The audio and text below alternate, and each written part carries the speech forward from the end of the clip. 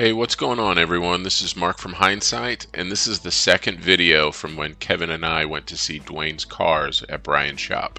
Here's a link to the first video where we looked at Duane's 1979 Trans Am that has a 78 front end on it. For a little background, Duane is my cousin-in-law and a pipe fitter by trade. Brian is someone I would call a master fabricator.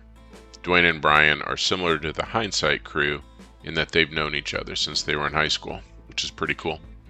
So after Duane and Brian finished the 1979 Trans Am, they started talking about the next build. They went to the 2019 Street Rod Nationals in Louisville and were talking about maybe doing a 32 or 34 Ford hot rod. When they got back, Brian talked to a friend to see if he had a 32 or 34 Ford frame. The friend said he believed he had one and to come by and take a look. The frame was for a 34, and Brian asked if he had any other parts. The friend had just gotten married, and through that marriage had acquired the molds for a 34 Ford and wanted to sell them. So after a visit to look at a 32 or 34 Ford frame, they basically came home with most of what they needed to build as many 34 Fords as they wanted. The molds included the body, the doors, the fenders, etc. At that point, the decision had been made.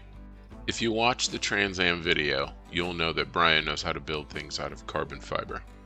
He has two, what I believe to be 1964 FIA Cobras that are made out of carbon fiber. Oh, and by the way, the molds were taken from a real AC Cobra, not a clone. So yes, what you are looking at is a carbon fiber 1934 Ford. They've been working on it for about a year and a half now, and it has already been assembled once. At this stage, it has been disassembled so that they can do final body work, rebuild the engine, paint the frame, at which point they will put it back together again for final fitment, and then the body will get painted.